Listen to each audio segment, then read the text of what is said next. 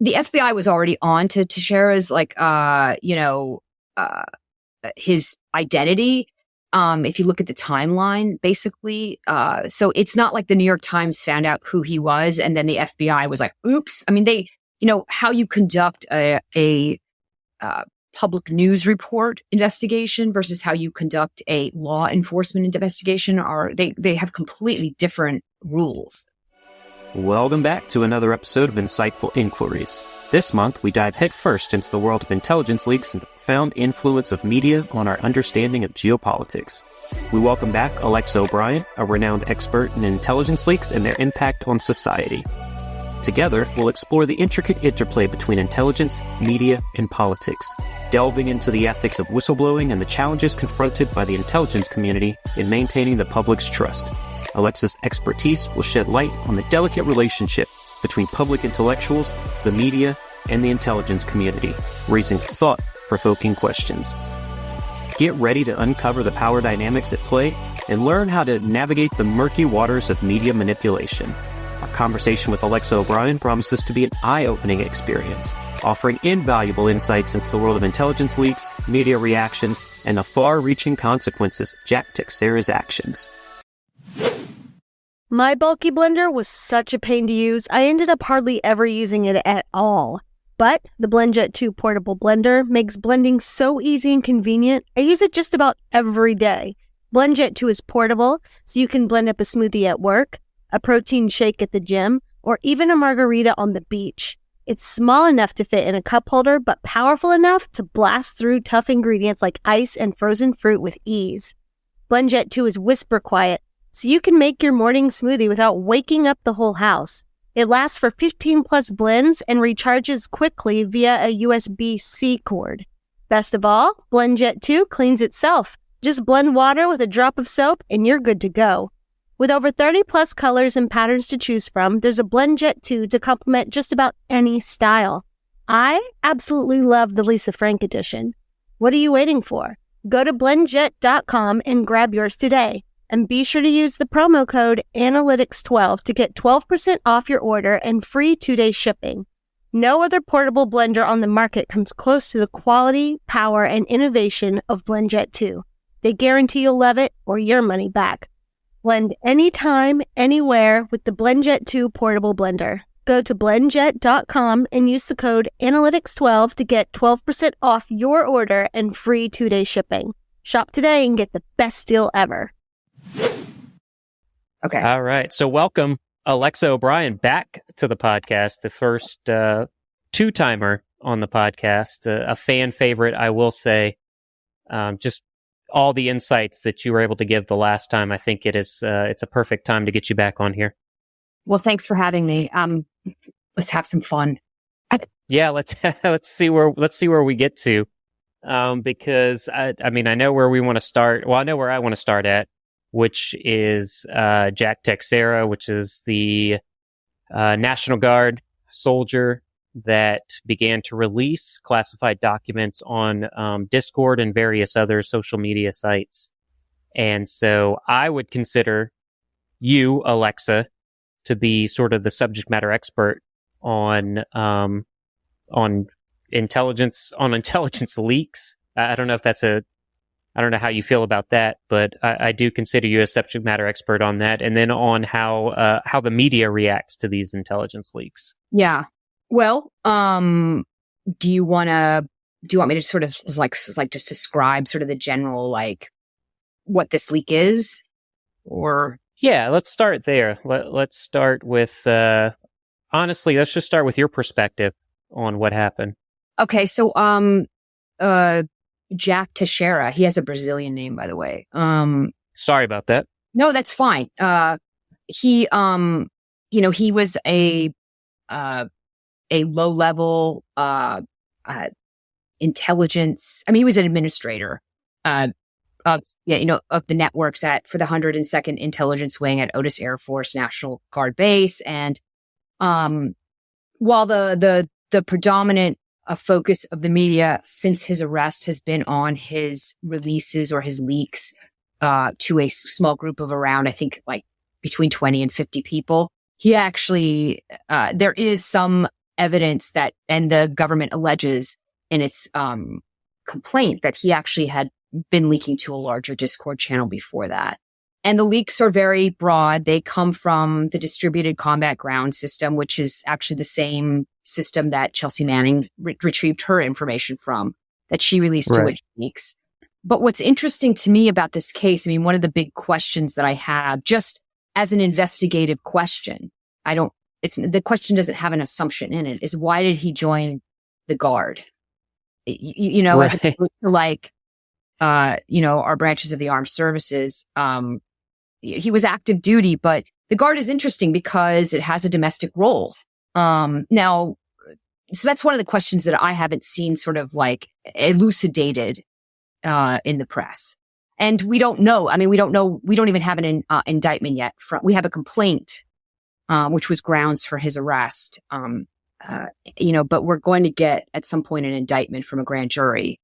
And that's going to be interesting because that might play a role in how the government portrays him.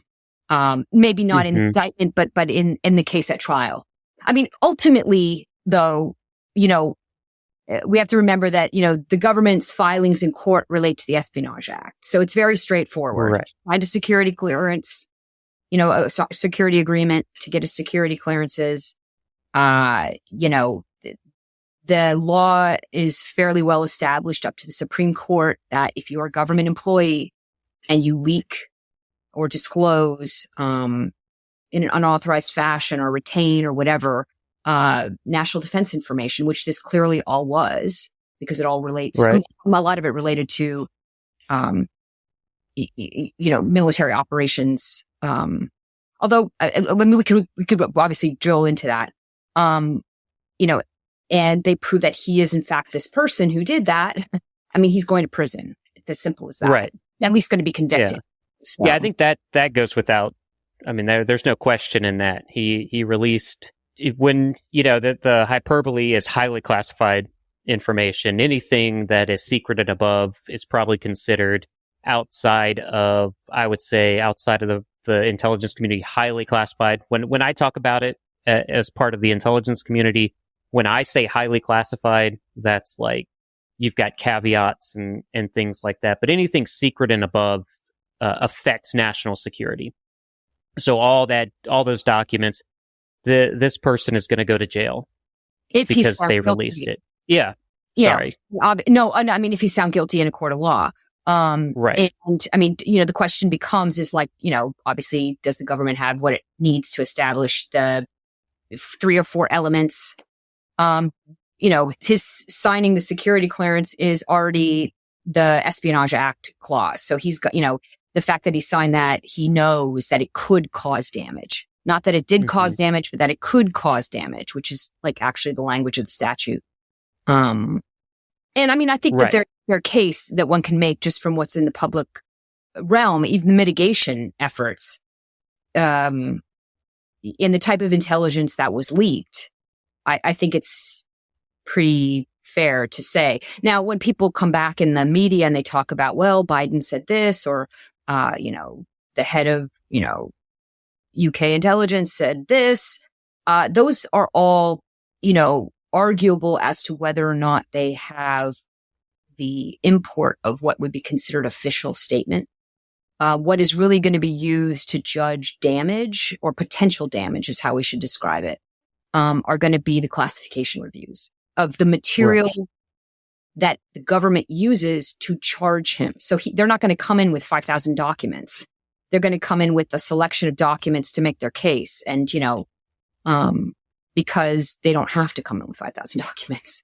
They could come in with a page, But what's interesting is how this plays out in the public, because it does politicize the intelligence, whether one might leak or not. Sorry.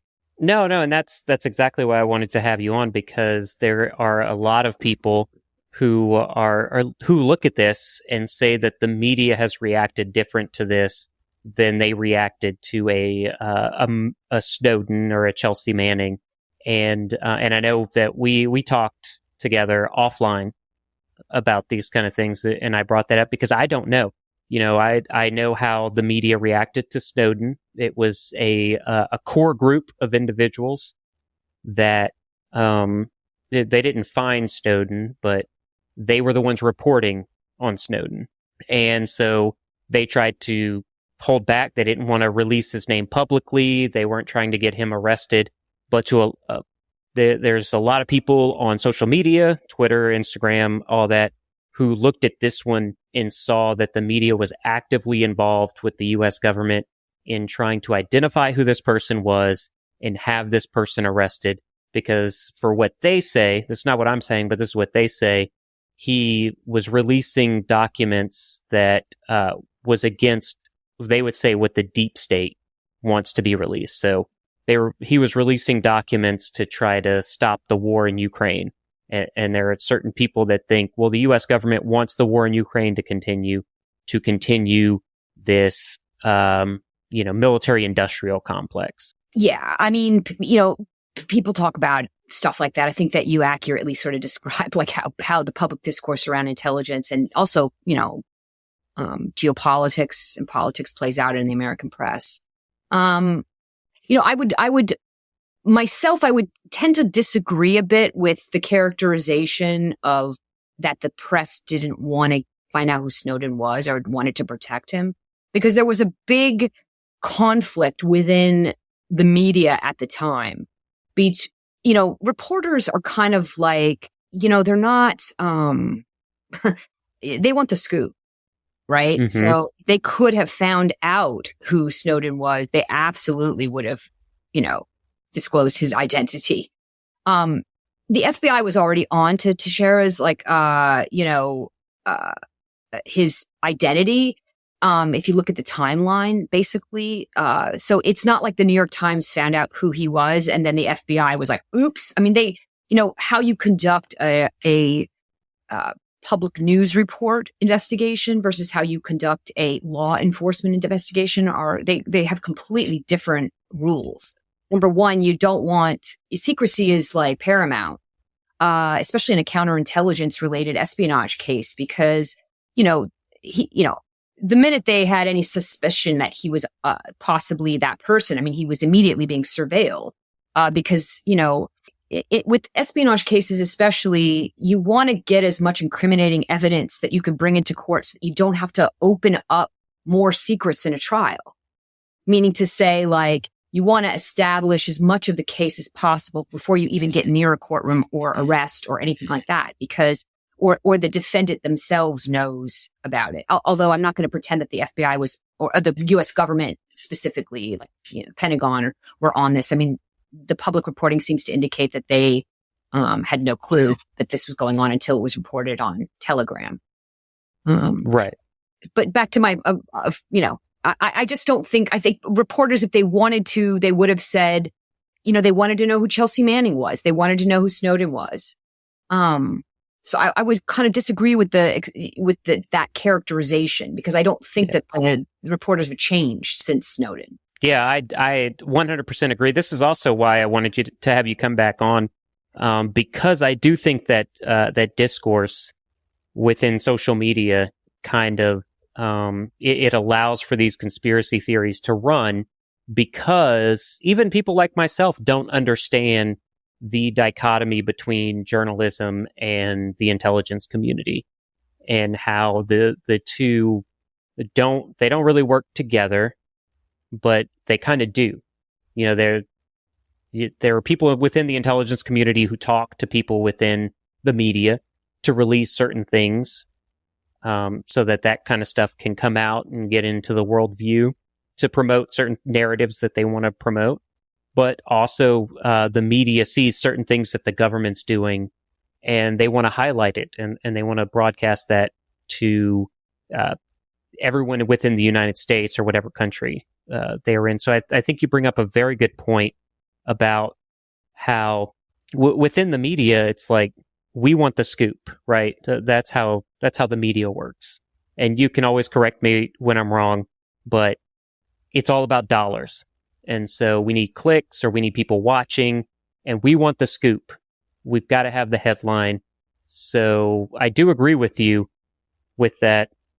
Hey, if ABC News had Snowden first, they would have released it immediately. I look at And oh, sorry. no, go. I look at leaks like in terms of like media economics. Did we talk about this last time? Like the Hollywood Yes. blockbuster? Yeah. So like, it's like the factory system where, I think that the point that we dovetailed on last time was the fact that reporters who are attached to leaks are like stars within the post studio system in Hollywood, where you used to have old time press where, we still have institutions like the New York Times and the Washington Post that are run like old studio systems, where you have all this culture of news gathering and vetting and such. But in the age that we live in now, where you have Substack and such, the reporter becomes like Tom Cruise. You attach Tom Cruise to a movie and you have a blockbuster that in the long tail of economics, of internet niche culture, that rises above and becomes a blockbuster. And so leaks become almost like the vehicle and the reporters attached to finding out who the source is or finding blah, blah, blah, blah.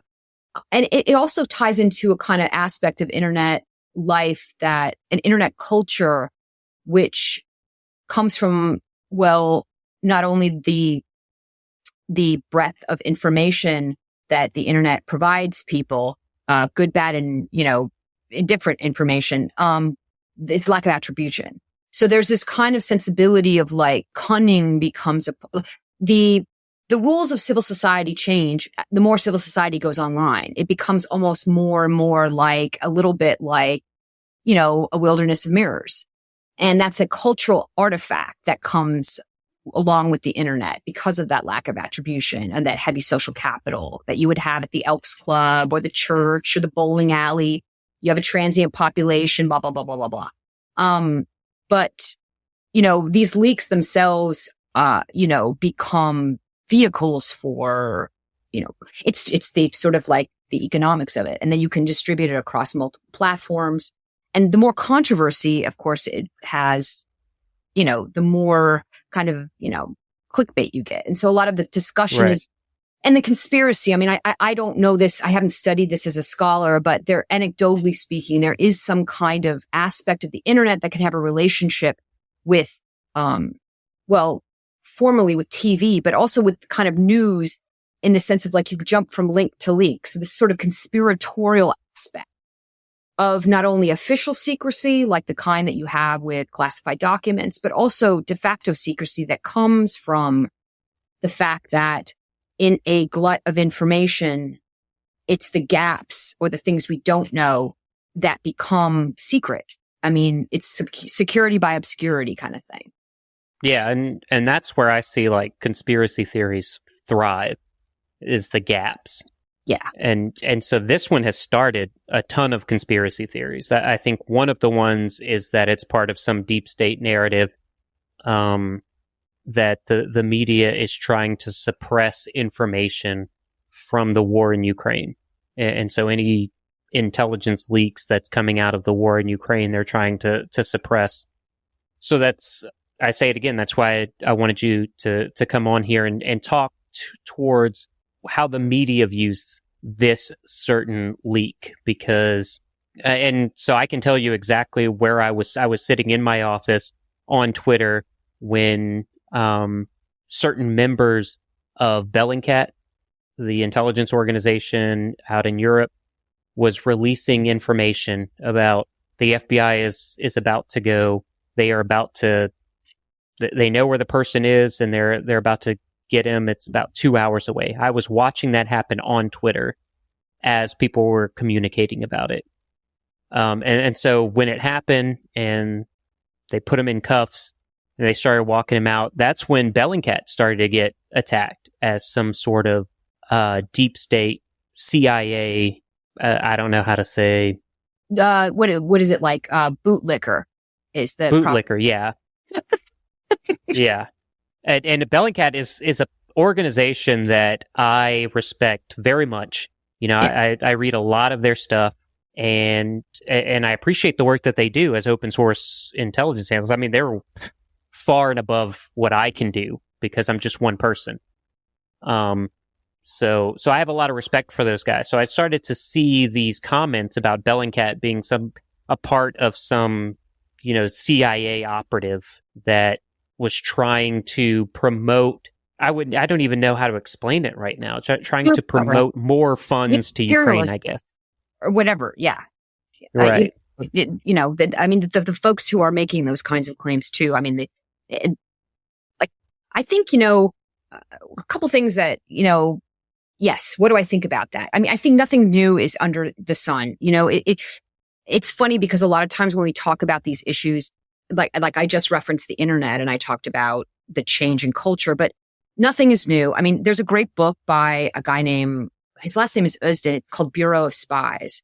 And it's all about the National Press office building in DC, where all journalists would hang out before and during and after the Cold War. And just talking about all the kinds of information wars and, reporters who worked for or were agents of foreign governments and also the pushback, and I always feel like the time that we're living in now is sort of kind of similar to that era of Cold War, sort of during, I guess it would be it covers pre-World War II into World War II and then that sort of post World War II, pre sort of Cold War era. I feel like the time that we're living in now is very similar to that. And when it comes to the publication of intelligence, whether it's done officially or otherwise, clearly, leaks are part of governance. They're bureaucratically, executively, they are part of politics and in an administrative state. And it doesn't really matter what, century you're in. I mean, since you've had nation states, essentially you've had that kind of component. Intelligence has obviously long been a part of a war function. And then,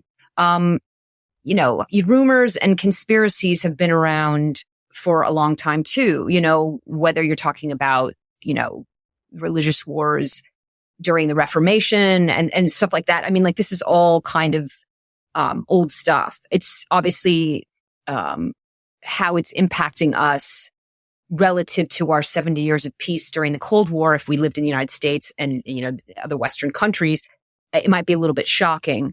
I think that your question is how does the media view it? Well, look. It's interesting to me that the people who critique places like Bellingcat are ultimately adopting a view of government like Men in Black, kind of the movie, this kind of Hollywood view of government as being all encompassing, all powerful, perfectly aligned where, the black cars show up and there's, that there isn't red tape, there isn't bureaucracy, there isn't incompetence, there aren't tiny, there aren't, everything's monolithic. I mean, especially in a government like ours, which has a executive that's constantly turning over, there's this idea of the administrative state is taking over the executive. CIA is in control. I mean, these kinds of ideas have been around for a long time. Now, obviously there have been examples of the US government doing illegal or immoral things. The immoral thing needs to be sort of parsed out with the intelligence community a bit because obviously intelligence collections involves things that are unethical in sort of what we consider normal good societies, like stealing information and blah, blah, blah. And, what do I think about that? What does the press think about it? I don't know. It only matters to me what the press thinks about it in terms of how it might impact society. Right. Right. And the ability of a, collection of people, like we call ourselves Americans, to be able to govern ourselves. I mean, that's really how it only concerns me. I'm not concerned that there are people who have crazy ideas because there's always people who have crazy ideas. Does the press need to be fully informed on intelligence? I think that people who cover national security should have a good hang of it. It works better that way. But, at the same time, I'm not, king of, I'm not making any kind of prescription for it. Right. I know what you're kind of getting at. I kind of, there's a part of me that's, I don't want to, I think people should be critical, think critically when they read things. So that's where I'm at. So I think in society today, we've pushed a lot off to the media to tell me what to do, tell me what I should think, as opposed to inform me as to what's going on, and I'll make my own opinion on it. But I do think that we have kind of shifted as a society to tell me, I have a worldview, I have a specific worldview, and I want you to tell me how whatever this big news thing fits into my worldview. And so a lot of media organizations that are either left-wing or right-wing have pounced on that. Well, it's funny. I mean, thank God we have those media organizations, though, because otherwise we would have a group of 20 and 30-year-olds passing out classified information to everybody and their... I mean, so it's sort of like, like, let's think about this clearly. Like, in society, not everybody has time to collect and vet all the information. So, people work jobs. So you do actually need an aristocracy of sorts, an intellectual aristocracy, to be able to public intellectuals who help the public understand issues and then to think through issues. They might not have to tell them what to think, but they might give them a set of questions or ideas to consider. And that's important for a free society to have. And the better your public intellectuals are, probably, I would say argue the better informed your public is, because people are led. I mean, even folks in, Shara's like generation, which generation Alpha, they would say, well, no, everything's equal. We should all be equal. Blah, blah, blah, blah. Right. No, fundamentally, Teixeira is an aristocrat himself. He's a part of the technical aristocracy of admins, like noted, that have immense power and influence that impact other people. I mean, he's clearly impacted the U.S. military. He's clearly impacted society. He's impacted tons of very critical things around, his own, where he has allegiance to. He's impacted my job personally, just because of the clearance. Because, hey, we're going to have to do different things. I have to take more lessons. I have to take more courses on holding classified information, even though I have no desire to release any classified information to anybody, outside of a clearance. I still have to go through those courses, and it's becoming more difficult for people who would be really better qualified even than I am to be an intelligence analyst to get into the career field, because there's more scrutiny to it. I think that's a national security issue. Why do you think that's a national security? I'm interested to know, like.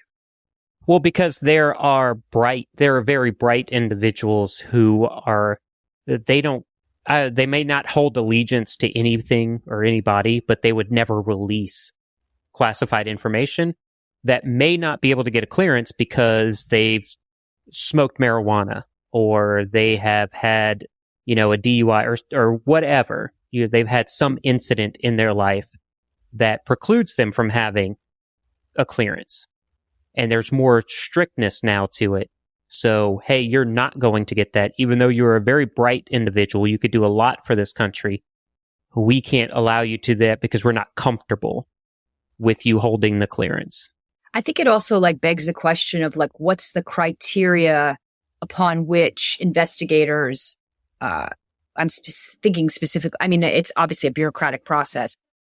Yeah. Where they assume that somebody is going to be loyal. I mean, if you look at espionage cases like Snowden, I mean, he had a parent who is had served the country. Same here with Teixeira. I mean, it's interesting. Mm-hmm. It makes me think about that work by Peter Bergen on second and third generation emigres.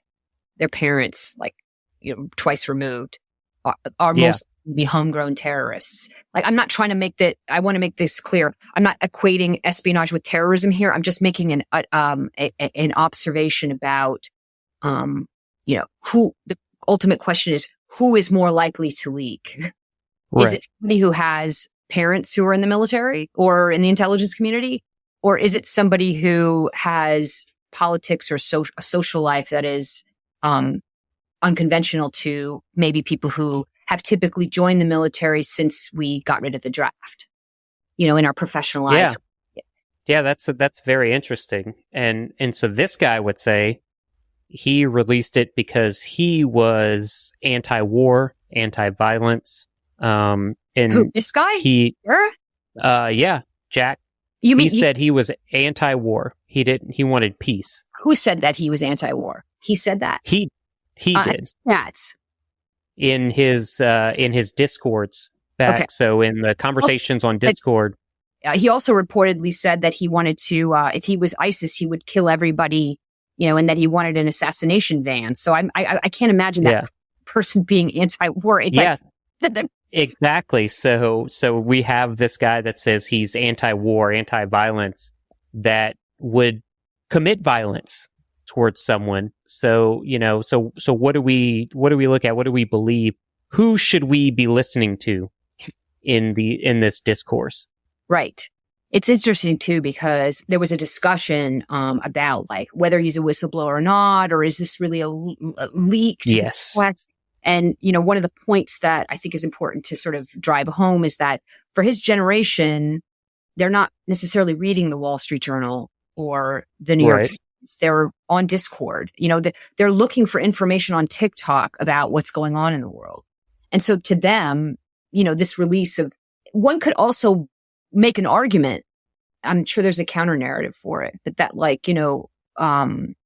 the same things that motivated Chelsea Manning in terms of her discussions with Assange reportedly on their chat logs about politics, where he's like, hey, something's going on here. And she's like, well, look at this, that kind of interpersonal relation, separating all the words you want to attach to it once it hits the media.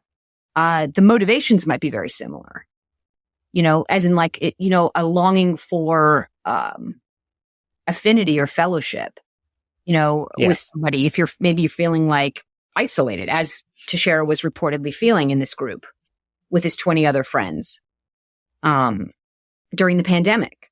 So is this an age thing? Because I'm just thinking about this just now. Chelsea. How old was Chelsea Manning when she started releasing? 24, I think. 23 or 24. Yeah. And then Snowden was in his 20s. 25, I would say. I think 25. And so there was a lot of discourse about. There was a lot of conversations about. Why does this person within the National Guard was 21 years old, and he had this clearance and high level, which I would say, I hate to tell everybody listening, but I was 18 years old, and I had one of the top clearances you can have, and I had access to all kinds of stuff. I had no desire to release it, but as a 20-year-old, I had all this information.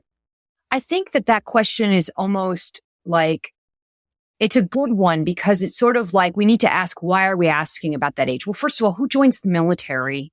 Okay. It's not 40-year-olds. Okay.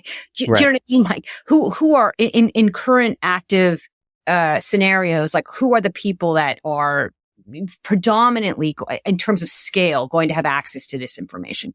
It's going to be young people, because they're the people who are basically enlisted in the military at that age. They're not blah, blah, blah, blah. The other thing too is, I always am curious. This is not a question that you or I could ever find an answer to, because of the nature of the information being secret. But we talk about in the press how there have been more leak or espionage prosecutions since Obama, or under Trump, than any other time. But we also have access to classified information has grown exponentially. Yeah. 1.2 million people have top secret clearances. 1.6 million people have secret clearances. So is that true at scale? I mean, maybe it's proportionate, meaning to say it's a question one can't answer, meaning to say okay, at scale of the amount of classified information, are there actually in fact more, or is it just moving at a steadily, proportionate line? Does that make sense? Yeah, no, that makes a lot of sense. And I see it as we've become way more global. So I think we have more access within the intelligence community. We have way more access to journalists. We have way more access to individuals to speak to on social media. And this is just a case in point, Discord. I knew what Discord was. I'm sure you knew what Discord was before this came out, but there was a large majority of Americans who had no idea what Discord was until this came out. And so asking what is this person even doing going on Discord to give this information to people? And we're just way more connected at this point. And I think that's part of it. Totally. And also, how much does the public actually understand? Do we understand ourselves as a nation? How much of how many gaps do we have in our own understanding about how government works, how the military works, how the intelligence community works? And, for good reason, obviously, it's not like we want to broadcast how we recruit people to the military, to the, intelligence community and all the bureaucratic processes, because those are also, I guess, ways that you can also look at chinks in the, any government's, guardian glass, Yeah. Do you think that there's bigger questions? I'm not saying that we should reestablish the draft at all, but when everybody's invested in the military, it does actually seem to create a social sensibility that if if you're leaking, you're actually leaking against the people that and just relegated to a certain segment of society or certain states that send a lot of people into the military who eventually ultimately work in the intelligence community because that's where they get their clearance and that's how they kind of move over for the most part. That's an interesting point because I do kind of see that where it's I'm going to release this stuff. It doesn't affect me. I see a problem within the system. It doesn't affect me personally. So I can release this stuff. And the people that it does affect are so far away. I'll never meet those people. And once again, not asking for a draft or anything like that. But if we are a full nation at war in a complete global war, it is a little bit different. And we do kind of try to keep those secrets. And that is everyone can sense that is national security. We have to keep that a secret because if we don't, my brother, my sister, my son, my daughter might be killed in the process. Yeah. And, it's like Congress too. You think about the fact that policymakers nowadays, they're predisposed to get their own information. I'm not talking about the intelligence communities. I'm talking about Congress, larger Congress. Right. And ultimately, look, let's not just, you can stay in the role of protecting government secrets. Let me just talk about from a public interest standpoint. It's that gray line because we don't have a capability of truly, having, let's say enough oversight of, fraud, waste and abuse. When you look at Reagan talked about, making government smaller, but the executive grew under him. And then, we don't fund Congress enough to have oversight of the intelligence community and the military. And GAO reports will tell you, there's a ton of fraud waste, so in that segment. So, obviously, the press, itself, which there are not a lot of national security reporters, there really aren't. There's probably, less than I'll be fair, less than 500, less than, 300 in the United States. So they're not really covering our wars. They're not covering, and intelligence is such an important function in U.S. national security globally. So it's a weird it's a weird hallway to be in. And there's just a lot of, you talked about what does the media think? Parts of the media probably have a sophisticated understanding of it. I don't know if the public cares about that always. Because the public, they want it. It's a human nature. They want that kind of drama. Is that what the media is looking for when they're making a headline or they're making a report or something like that, what does the American people want to know? Is that like the goal, or? Well, every publication has its own standards, Okay. obviously, and its own groupthink of, or values about like what is considered newsworthy, and also what's commercially interesting to them. But they'd all be looking for, if someone came to one of the journalists within a publication and said, "Hey, I have an intelligence leak," is that something they would be looking for? Not to tell anybody to go out and do that, but if it was something, opposed to the government, whether it's the Trump administration, the Biden administration, left, right, they're just looking to highlight something within the government that may be secretive. I mean, the media isn't monolithic.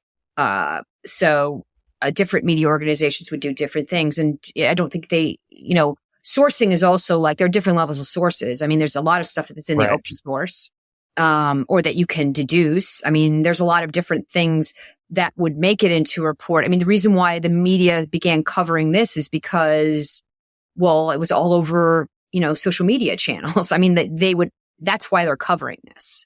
Right. And, they covered the leak reports. I don't take issue with, coverage of stuff that's, I mean, I guess, how do you see it? I'm curious to see how you see it.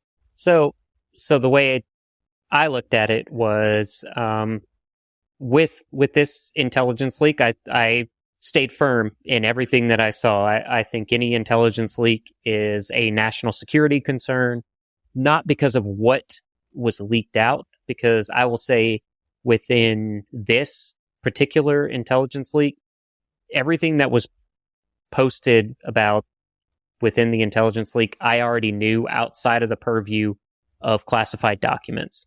The United States, spies on adversaries. The United States spies on friendly countries. Everybody knew that already. What was going on in Russia with Russia and Ukraine, everybody knew this already. So what's national security is how we identify these things as a military, how we identify these things as a nation. And so I was the way I saw the media approach this intelligence leak, I was very pro media on this one in identifying the person who did it, having the FBI go to the location, arrest the person, and then go through a trial. Yeah, that was all part of how I think this nation should be run. Rule of law. Yes.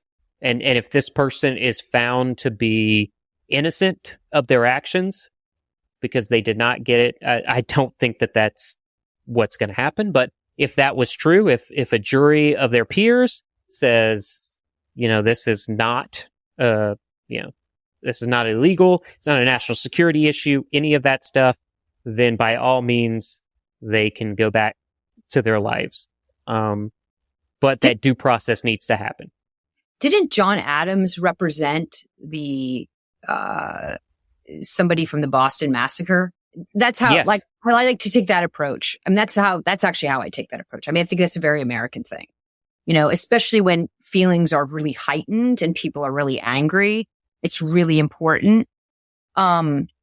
Which reminds me, I mean, talking about intelligence and how it can anger people or how it gets politicized. I mean, one of the things that really interests me about intelligence in the media economy, but also in civil society is, since the 70s, the intelligence community in the United States has come under more oversight than at any other time prior. Yeah. And there is a philosophically speaking, there's no controversy that this is a fundamentally an Article 2 power. I mean, this is about executive power. But with caveats, obviously, as the government has grown, so we have the intelligence and armed services committees that do that. And what's interesting is during the Cold War, the intelligence community found that it was really helpful to release information to academics like Soviet military power, where, that openness of those reports and the dialogue between, civil society and the government enabled them to have better intelligence about the Soviet Union during the Cold War. A politician would come in and say, we need 50 billion nuclear weapons. I'm exaggerating.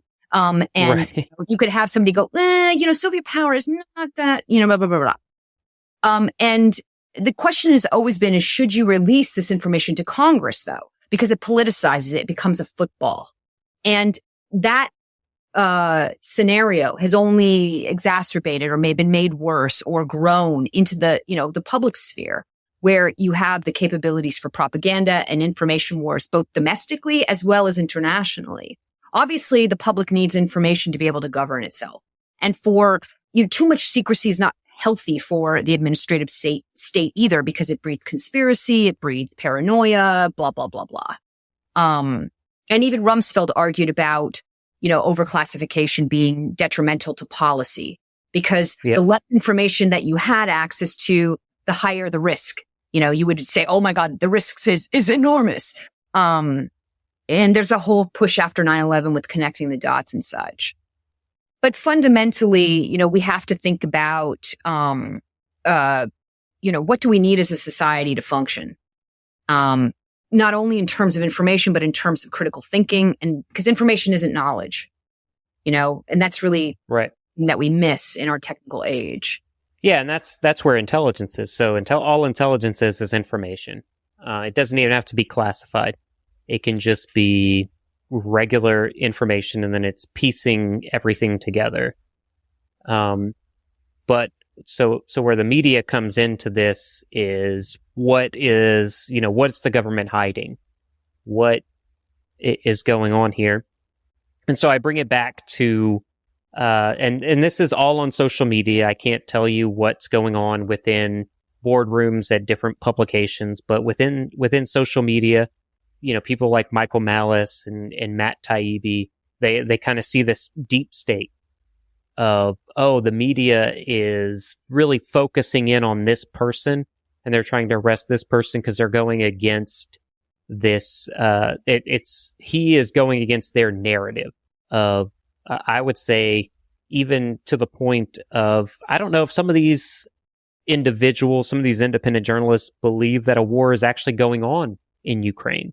The way that they talk about it is the U.S., first of all, is sending way too much money out to Ukraine to help protect against Russia. But also the media is culpable because they're trying to squash any pro-Russian narratives that are coming out within the media. I mean, I'm not a fan of Putin personally, or the Russian. Neither am I. Government. And I kind of find it a bit astounding sometimes when I listen to those guys. But I also know those people, and, for me, the question is like, where does that come from? Where does that viewpoint come from? Look, if they made an argument that I actually found had some, for me personally, on my own kind of judgment, some kind of substance to it, I don't think that countering, the conventional narrative in and of itself, that doesn't interest. I mean, that doesn't I can be provocative too. I can say a lot of provocative things. I don't care that somebody can be provocative. That doesn't do anything for me. It's like, what's the quality of your argument? Because hopefully it balances all out. You can have better judgment. The thing that interests me is why is it that those communities are so overwhelmed with that narrative? Because there's an information war going on there. Right. Very much. It's not as if the progressive press in the United States, I'm not going to name who it is, but you've named some of them, so to speak.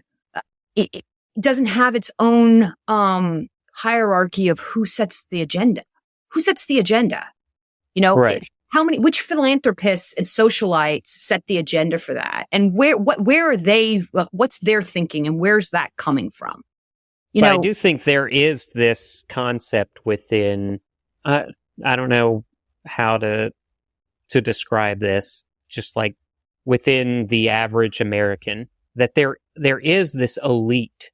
There are these set of elite people who are sending the narratives out, and they're emailing it out to everybody. And I will say, I've never gotten one of those emails about a narrative to push. You talking But about those I'm just in general, that's part of a conspiracy theory, is a narrative gets pushed out from a certain person or individuals that have money and influence. I don't think that in and of itself as a model is incorrect. There are very powerful people in the world who do have, some of whom are politically engaged. Not all of them are. They might be politically engaged everybody's politically engaged, in their own way for their own interests. We all have interests. Right. Because of power. Or even personal autonomy. We all vote in a particular way. Or not everybody votes, but, we have our personal interests that create our faction. Right. That's like the Federalist Papers. Right. I think that there are powerful people in the world who do fund social agendas, or political agendas according to their view of the good.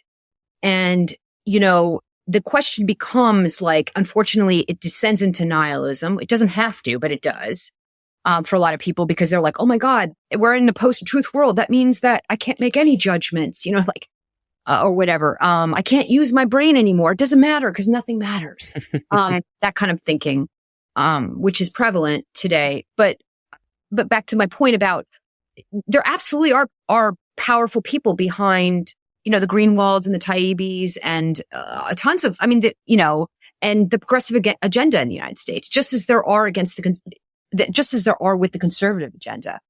Mm-hmm. That in and of itself isn't a conspiracy. That is you could look at Aristotle for that. No man becomes a tyrant to get out of the cold, in the sense that every one of us has, if it isn't economic or physical interests, let's say control of property, land, air, water, blah, blah, blah, blah. It could be honors. It could be the idea of the good. And I'm not going to bore people anymore with that. But what bothers me about it is that there's a lack of a bit of intellectual honesty about, a lack of, well, maybe there isn't. There could be people who are dumb, or there are also people who know better and are just being clever because maybe they're demagogues, So that's, I think, what that phenomena is ultimately. But that's a question that, I think that any time we start getting filled with self-righteousness, we always have to ask ourselves, on some level, why do we think it's good? It's like this constant parlay to objectivity is important because we want to be objective, but fundamentally we also want to know, what do we think is good? And why is it important to, a lot of these folks who are sort of fascinated with Putin as a a revolutionary, anti-American, savior of the world. Right. They'll talk about everything should be, fragmented or whatever. A good reading of Machiavelli will tell you why that's a really dangerous thing if you want to have justice and peace, and not reading Machiavelli from the point of view of the mob, but reading, if you centralize power, if you have actually stability in the world, you can also have the ability of people to be good to each other. It's a kind of flip on the idea of the good society. Instead of looking at this ideal world where nobody does anything wrong, which is not real, you can look at I'm not suggesting that that isn't a larger discussion, but you need to get to that kind of level of politics and geopolitics and understanding how the world actually is, and how we can, in that Kantian sense, aspire to be better as people and as a society. And that takes a sophisticated understanding of intelligence, and also, I think, geopolitics. Yeah, definitely. And I'm glad you brought up the Putin thing, because there are a ton, and I'm not an independent journalist, but I'm very independent in that I don't make any money from a hierarchy or anything like that. And there are other independent journalists that have spoken out against, what the U.S. government may be doing. But when it came to Russia and Ukraine, what I saw, and I'll do it very broadly, but if you want me to name specific names, I can do that. When Russia invaded Ukraine, they were very silent on what Russia was doing.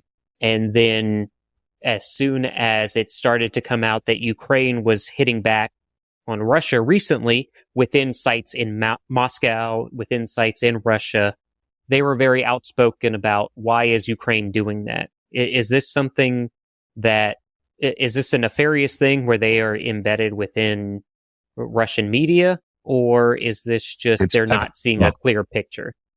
Sorry, my computer just did that sound. I don't know. I mean, I know that there's been reports like in British tabloids about Ukrainian hits within the Russian Federation. And then also separately, I mean, there was a leak.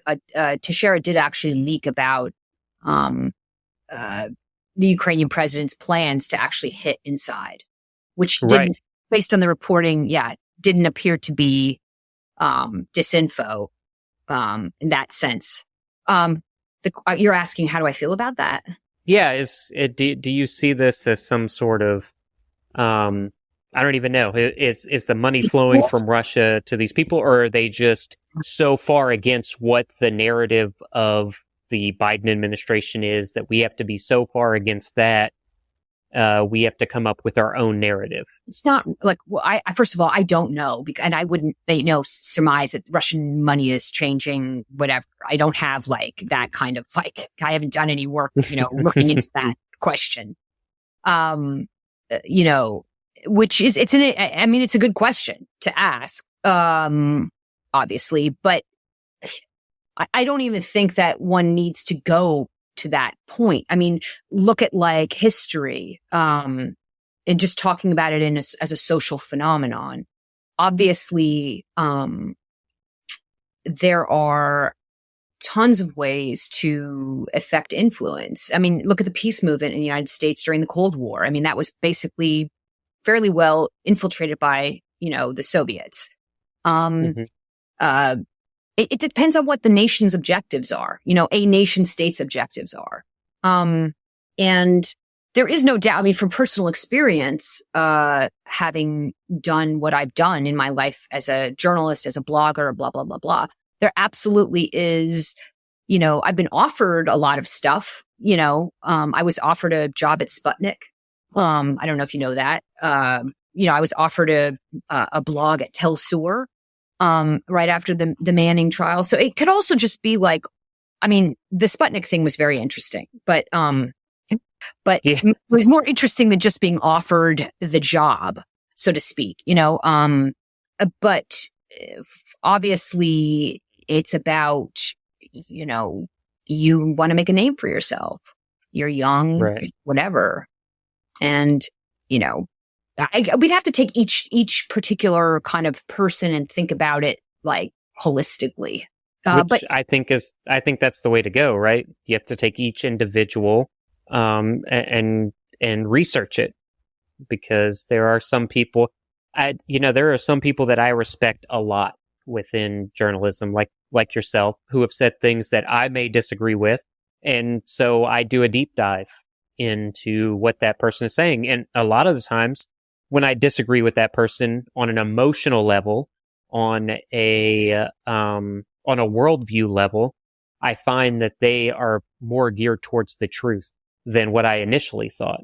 I'm autistic. So like when I actually have an emotional response to it, it can oftentimes, it's when I have to drill back into like the facts of the matter. Yeah.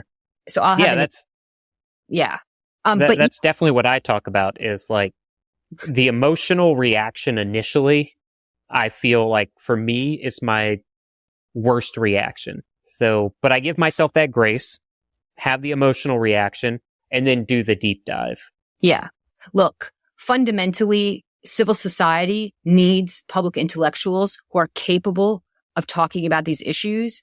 And I think that the United States could do well with, engaging not just policy wonks, so people who can engage people's minds. And that takes a little bit of like, in the Greek sense, a little bit of like seduction too. It takes like, that's why Socrates took, educated young men in Athens who would have power. That's the Teixeiras and the Snowdens and the Mannings and the Greenwalds and the people who have power in society. And we all, to some degree, especially in this society, have some leverage or power.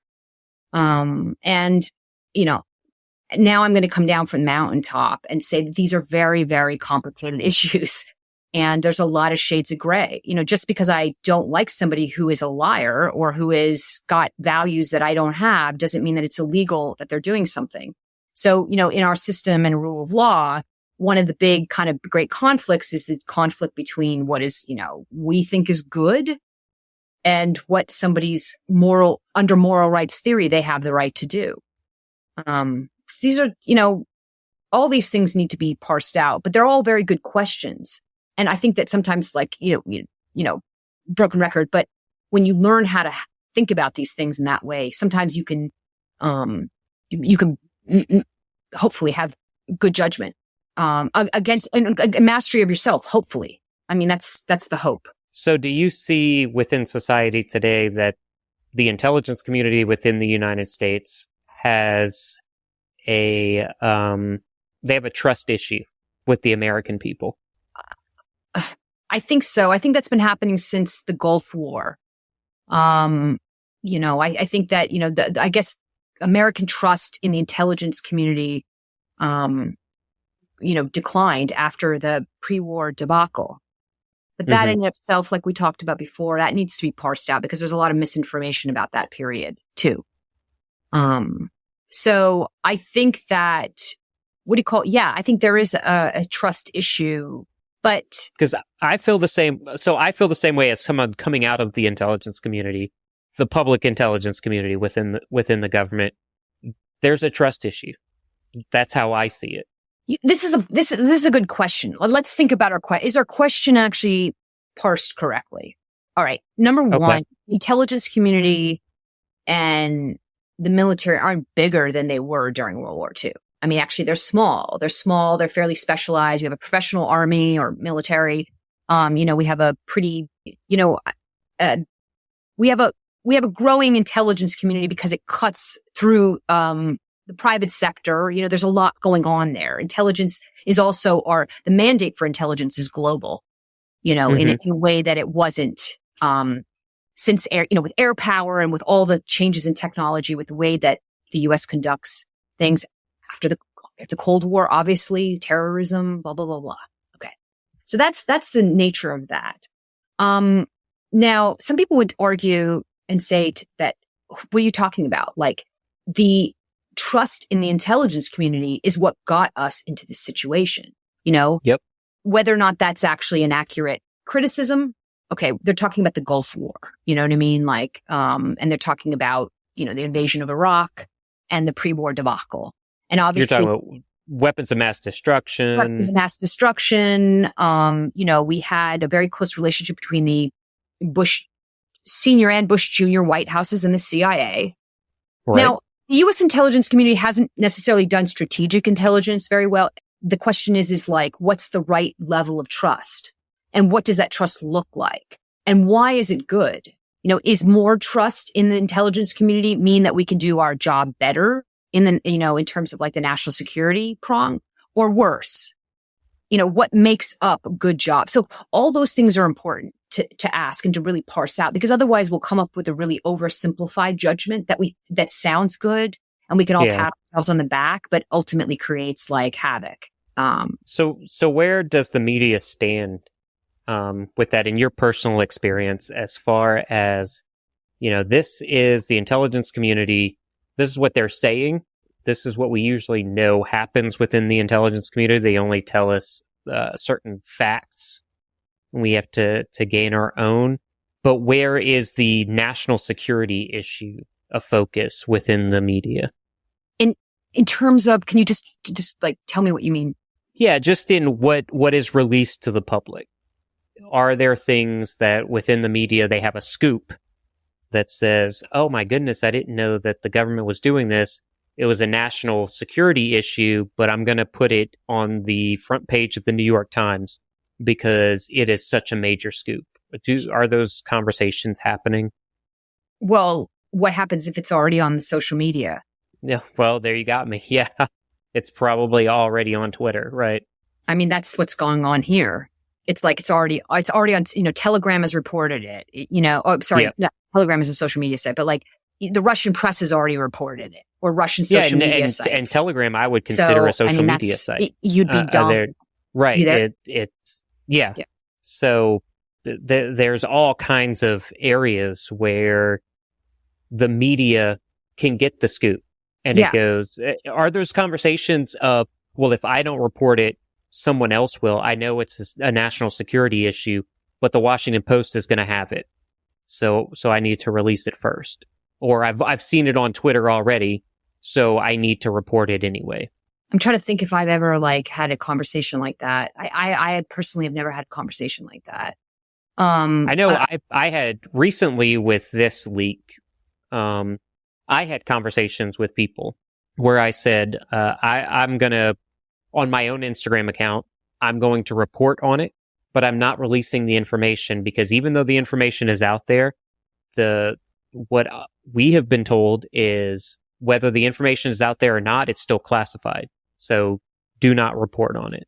Right. Yeah. But you also signed a security clearance, now right. Not disclosure.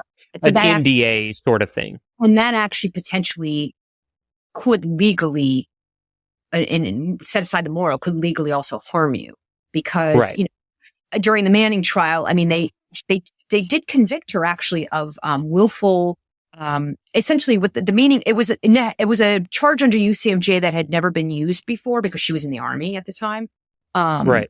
So in addition to federal charges like 793 that Teixeira has, they were also used because she had a court martial.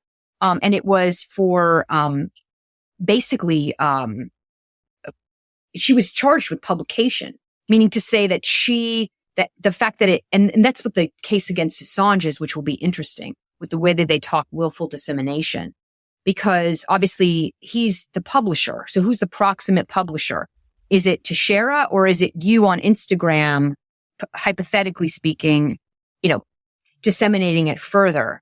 Now that definitely will come with any U.S. citizen who hasn't signed a security agreement. It's going to smash into the First Amendment. It just is. Whether you agree with it or don't, it's going to smash into the First Amendment, and there's going to be a constitutional issue because it's about expression.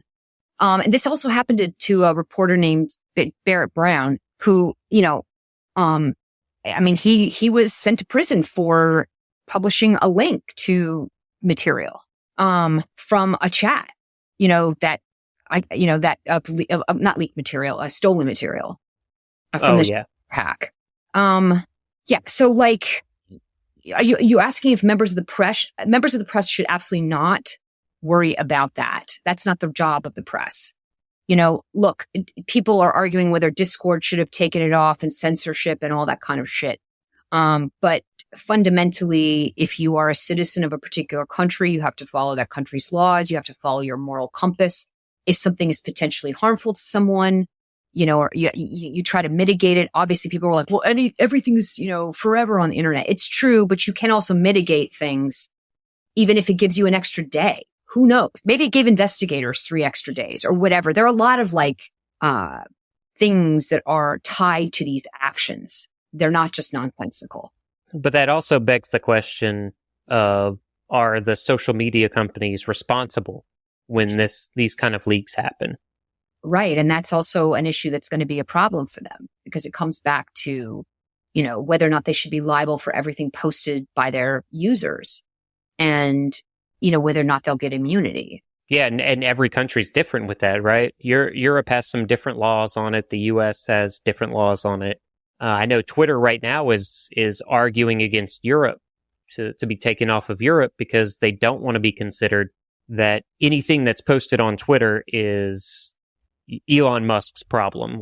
Let's say, I had a discussion with a very prominent scholar on an email list that I'm a part of. That's basically made up of technologists. I can't tell you who it is because it's Chatham House rules, but got it. This person's argument was that Snowden should get immunity because the telecoms got immunity. That was now clearly Snowden is not only charged for the Verizon order. Okay. All right. So that argument will fail in court. But theoretically speaking, it also kind of is the same kind of, question. Like, why do certain, powerful entities get immunity under the law for what is found to be illegal? Whereas, let's say Snowden was not a U.S. government employee or whatever, or let's say he was. I mean, why should he not get immunity? I don't, I think that, there's a lot more to Snowden and to a lot of these, cases than we often talk about, that falls outside of the whistleblower category. But like, even if we took it at a clean kind of, if we just pretended that that's all that was, I don't know. Yeah. I mean, I agree with the Snowden things. And I think I said this the last time. I have no love lost for Snowden. I don't think what he released should have been released. It was a national security issue. And, but I also don't agree with what a lot of people said during this leak, in that they talked about this person as a whistleblower. I didn't think he was a whistleblower. I think he was trying to get certain pieces of information that were outside of his purview, and he wanted to release it to young kids, 17, 18 years old. He was a 20, 21-year-old, releasing this information to try to heighten his status. So do you see it differently as far as, was Snowden a whistleblower, or was this person a whistleblower? I don't think Manning's, let me not make a dumb kind of simple statement. we talked last time that Manning's leaks are very broad, and so are Snowden's leaks. I think the whistleblower, claim is really an appeal to advocate for a defendant. Oftentimes, people are going to take different views on this. Somebody who has served in the military, maybe during the Vietnam era, might look at Daniel Ellsberg as a traitor, emotionally speaking, not under law, but like a traitor. And say look, that was top secret. That shouldn't have gone out.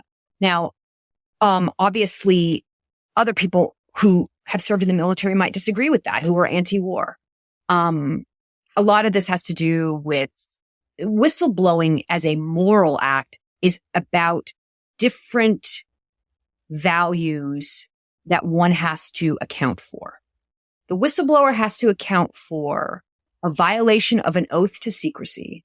There has to be a moral neutrality to it. That's why you oftentimes have that mitigating sort of ombudsperson in the middle who can take out the emotion from the leaked material, and be able to weigh the various things. That's why you have that, ostensibly, in theory, the whole process of whistleblowers, legally defined whistleblowers within the military or the intelligence community.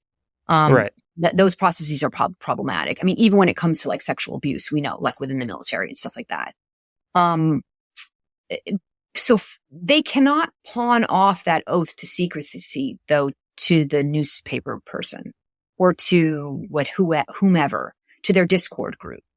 They have to account for that. And I think that Snowden doesn't account for that. He claims he gave it to Gelman and blah, blah, blah. The Snowden case is very, very complicated because you have that, trip to Russia and a lot of, it's not just the Verizon order. It's, NATO collection on Russia in Europe that was, published in the Washington Post.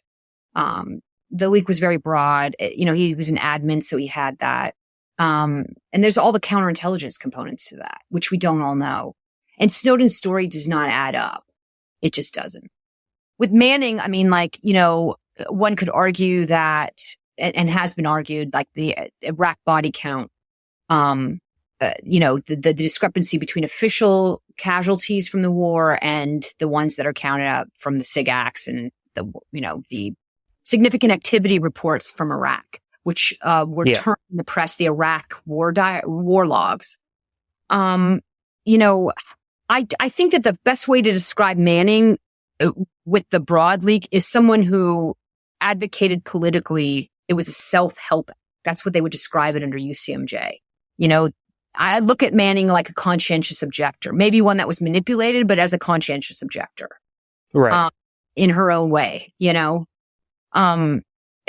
Teixeira, like what motivates the people personally, psychologically, I think there isn't a lot of difference between, from what we know, my subject to change, more information, Teixeira and Manning in terms of the psychological story of somebody isolated, engaging online. Internet love is very delusional. It's like, you see it rip up marriages, you see it lend to leaking. I think it's the same phenomenon where it's like you get close to people texting or online and it's living in la la land. It's like that Kraftwerk song, computer love. You know what I mean? It's bullshit. But you know what I'm talking about? It's like that kind of weird. Yeah, 100%. Is that what you think this was a part of? Was like trying to gain clout within Teixeira's friend group? I'll be honest with you. I don't know. And we don't know because there's still a lot of, first of all, like, I'm just going to say this for the sake of like talking about espionage generally, especially in the internet age. A lot of it has to do with, there were foreigners obviously reportedly on this group, people including Russian nationals as well as Ukrainian nationals, as well as people from Southeast Asia, reportedly. This is based on news reporting. And, if you look at like, the fact that the FBI has long known that, video game communities are a place that Russian intelligence has placed some of their collection on to try to gather, information from. I think personally that news reporters should also watch out. And you can see that potentially the WikiLeaks situation, for example, or, going back to the Usden book, a Bureau of Spies, where, you have people who want it. They're not going to tell you they're fucking working for the Russian government. You know what I mean? Yeah. That's the whole point of a honeypot. We're not going to tell you. We're like, how he came to feel like this was something that he wanted to do. I don't know the details of that. Like who, maybe there was, I don't know what that kind of exchange was on his group. But I am saying that there is something about the internet interface and the way humans engage with it that creates that, realm of intimacy, a false intimacy and trust. Maybe it's like, talking into the computer. It's like one just, I don't know, has, and one's own like childhood trauma, all the things that can influence somebody being drawn to that, and then separately being exploited by it. Right. So we just, until everything comes out in a court of law, we won't know what his exact hope was with these releases. Like I said, he initially said it was anti-war. He wanted peace. And you brought up, he was ready to fight with weapons and everything for certain things. So if we discover it in court of law, they don't yet, right? The court of law has a particular threshold for functional truth, which is, guilty beyond a reasonable doubt according to charges based on certain facts. It's not all the facts, and the intelligence assessment is going to be something separate. Not only about damage, but also the counterintelligence investigation, which we might not ever know.